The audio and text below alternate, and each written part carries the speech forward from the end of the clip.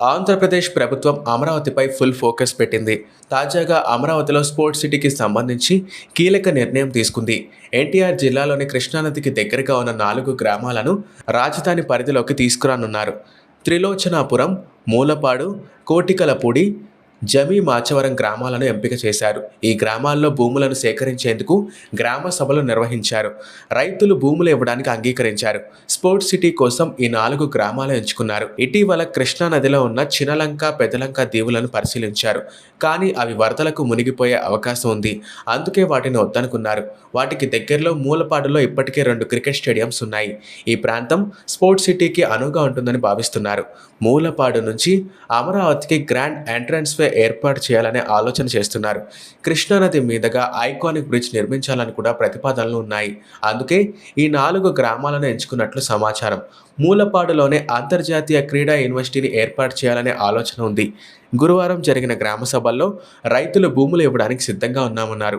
త్వరలోనే sports city నిర్మాణ దిశగా అడుగులు వేస్తున్నారు. ఈ స్పోర్ట్స్ సిటీతో పాటుగా అక్కడే దేశంలో అతిపెద్ద ఇంటర్నేషనల్ క్రికెట్ స్టేడియంను నిర్మించాలని కూడా ఏపీ ప్రభుత్వం నిర్ణయం తీసుకుంది. ఈ మేరకు అక్కడ 2000 ఎకరాల వరకు సేకరించే అవకాశం ఉందని చెబుతున్నారు. ఈ ఇంటర్నేషనల్ క్రికెట్ స్టేడియం నిర్మాణంపై అధ్యయనం కోసం ఇటీవల మంత్రి నారాయణ ఆధ్వర్యంలో ఓ టీం గుజరాత్లోని అహ్మదాబాద్ క్రికెట్ స్టేడియంని కూడా పరిశీలించారు.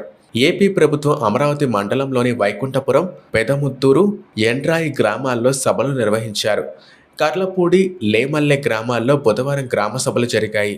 ఈ సభల్లో రైతులు తమ అభిప్రాయాలను తెలియజేశారు. ముఖ్యమంత్రి రైతులకు మేలు చేసే నిర్ణయాలు తీసుకోవాలని సూచించారని ఎమ్మెల్యే ప్రవీణ్ అన్నారు. రైతుల కోసం ప్రభుత్వం అనేక పథకాలు తీసుకువస్తుందని ఆయన చెప్పారు.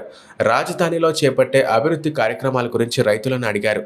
ఇప్పుడు సేకరించే 10,000 ఎకరాల్లో ఎలాంటి అభివృద్ధి చేస్తారో చెప్పాలని కోరారు. ఐటీ కంపెనీల విశాఖకు, పరిశ్రమలు శ్రీ సిటీకి కేటాయిస్తున్నారని ముఖ్యమంత్రి చెబుతున్నారని రైతులు అన్నారు. అమరావతిలో ఏ కంపెనీలు తీసుకొచ్చి స్థానిక యువతకు ఉపాధి కల్పిస్తారో ప్రకటించాలన్నారు. కూటమి ప్రభుత్వం వచ్చి ఏడాది అవుతున్నా అమరావతి రాజధాని అని గెట్టీస్ నోటిఫికేషన్ ఎందుకు ఇవ్వలేదని రైతులు ప్రశ్నించారు.